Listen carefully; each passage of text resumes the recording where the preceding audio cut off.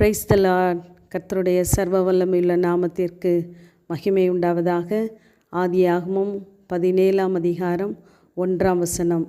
நான் சர்வ வல்லமையுள்ள தேவன், நீ எனக்கு முன்பாக நடந்து கொண்டு உத்தமனாயிரு என்று கர்த்தர் ஆபிரகாமுக்கு தரிசனத்திலே சொன்னதோடு மாத்திரமல்ல, அவரோடு கூட ஒரு உடன்படிக்கையும் பண்ணுகிறார். நான் உன்னை திரளாய் பெருக பண்ணுவேன் என்று. அந்த தேவன் சர்வ வல்லவர், சர்வ வல்லமையுள்ள தேவன். நமக்காய் சகலவற்றையும் செய்ய அவர் போதுமானவர். அவர் எல்சடாய்.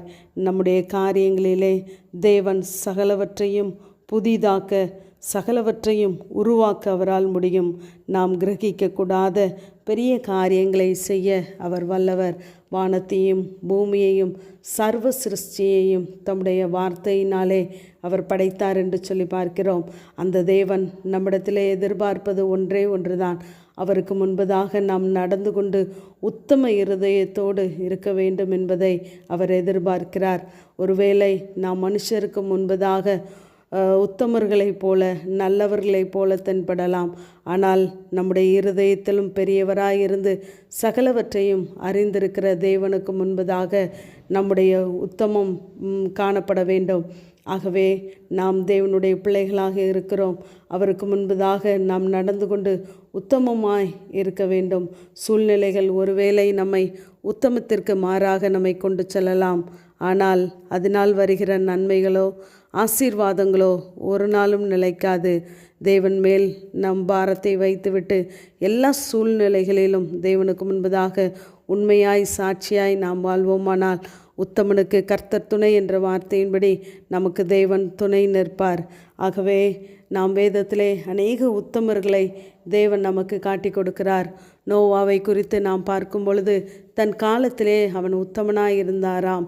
உத்தமமாய் என்னை பின்பற்றின காலேபும் யோசுவாவும் என்று அவர்களை அறிமுகப்படுத்துகிறார். உத்தமமாய் என்னை பின்பற்றின காலேப்புக்காக அவன் பிள்ளைகளுக்கு வாக்கு கொடுத்த தேசத்தை கர்த்தர் சுதந்தரிக்க பண்ணுகிறார். நாம் உத்தமமாய் இருக்கும் பொழுது நம்முடைய சந்ததிகளும் அந்த ஆசீர்வாதத்தை சுதந்தரிக்கும்படியான பாக்கியத்தை தேவன் வைத்திருக்கிறார்.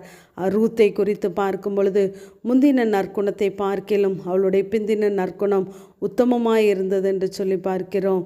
ஆகவே தாவீது, ஆசா இவர்களெல்லாம் உயிரோடு இருந்த நாளெல்லாம் உத்தமமாய் இருந்தார்கள் என்று தேவன் சாட்சி கொடுக்கிறார்.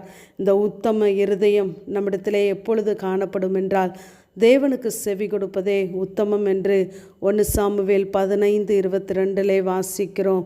தேவனுடைய வார்த்தைகளுக்கு நாம் செவி கொடுக்க பழகிவிட்டோமானால் நாம் வலதுபுறமோ இடதுபுறமோ சாயாதபடி நம்முடைய கால்களை, எண்ணங்களை, சிந்தனைகளை தேவனுக்கு நேராக நாம் திருப்புகிறவர்களாயிருப்போம். அப்பொழுது நம்மை பார்க்கிற தேவன் நம்மை புகழுகிறவராகவே இருக்கிறார், சாட்சி கொடுக்கிறவராகவே இருக்கிறார். கர்த்தரால் புகழப்படுகிறவனே உத்தமன் என்று சொல்லி பார்க்கிறோம். யோபுவை குறித்து பார்க்கும் பொழுது அவன் அடையாளமே உத்தமன், சன்மார்க்கன் என்று சொல்லுகிறார்.